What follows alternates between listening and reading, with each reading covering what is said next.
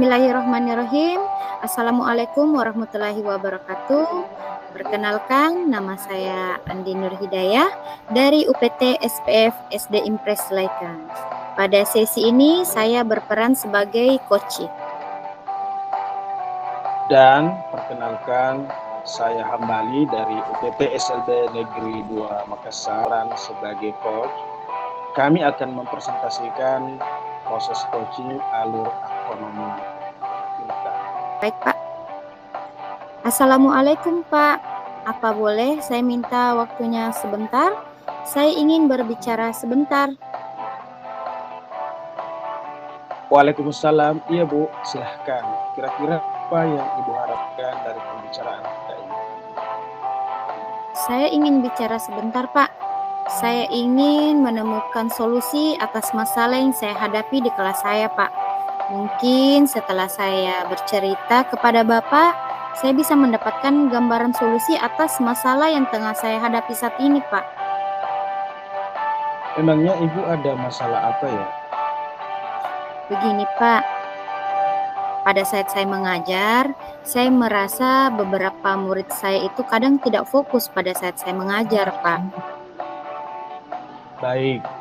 Tadi Ibu mengatakan ada beberapa murid yang kadang tidak fokus di kelas. Apakah Ibu sudah mencari tahu penyebab merasa murid-murid Ibu itu tidak fokus di kelas? Sudah, Pak. Terus apa yang Ibu lakukan? Saya memperhatikan, Pak, mereka lebih banyak bermain di kelas, Pak. Bahkan tugas-tugas yang mereka kerjakan, kadang mereka tidak menyelesaikannya, Pak. Saya sudah memberikan pembelajaran seperti yang biasa saya terapkan, Pak, di kelas.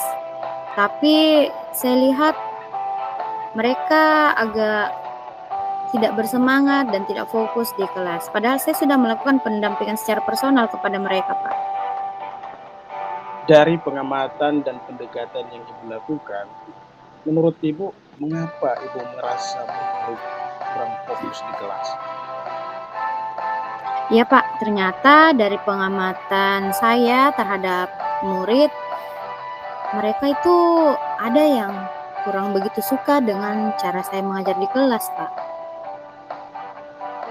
Kira-kira kondisi ideal yang Ibu harapkan tercipta di kelas Ibu itu seperti apa? Tentu saja, Pak, saya mengharapkan murid-murid saya itu bisa lebih fokus di kelas, Pak, seperti teman-teman yang lain. Kira-kira apa yang bisa Ibu lakukan agar murid-murid tersebut bisa lebih fokus belajar di kelas? Baik, Pak. Jadi berdasarkan pengamatan yang saya lakukan di kelas, saya pahami bahwa ternyata siswa saya itu, murid-murid saya itu tidak fokus karena mereka itu ada yang kurang begitu suka dengan cara penyampaian saya. Mungkin mereka bosan dengan cara penyampaian saya sehingga mereka tidak fokus di kelas.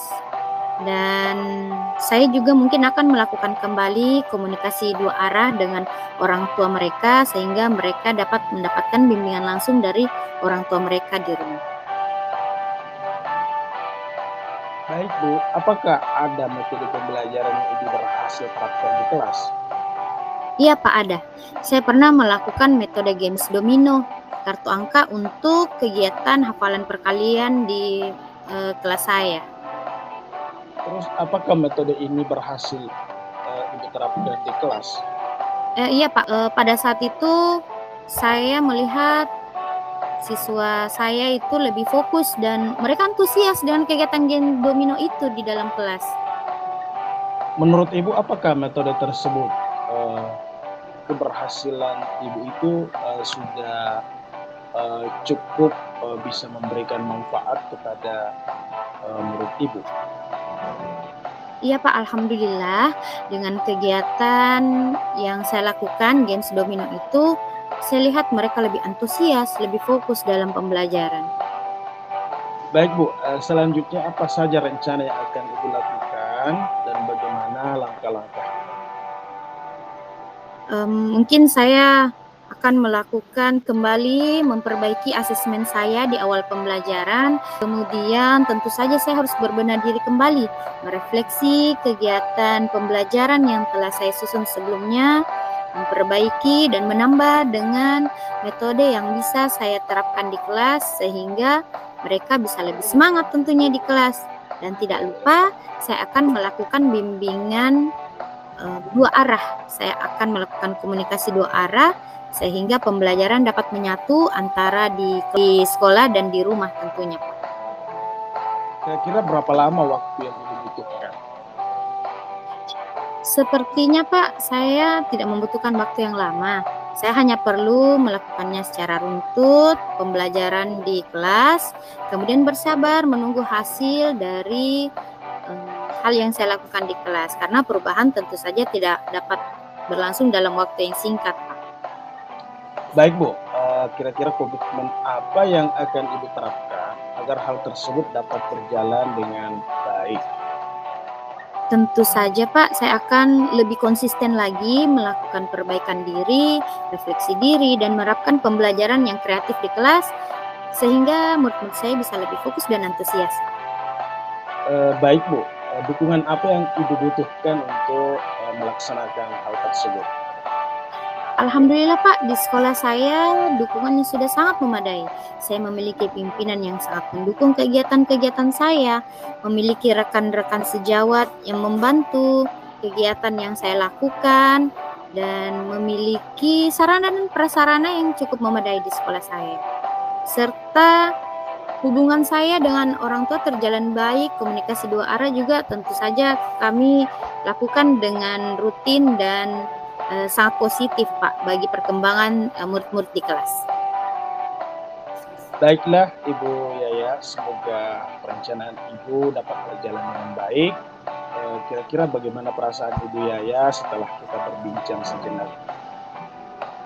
Alhamdulillah, Pak, saya mendapatkan solusi dari masalah yang tengah saya hadapi saat ini, Pak.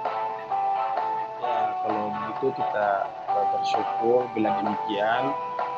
Apakah ada hal lain yang ingin Ibu sampaikan? Saya rasa sudah cukup, Pak.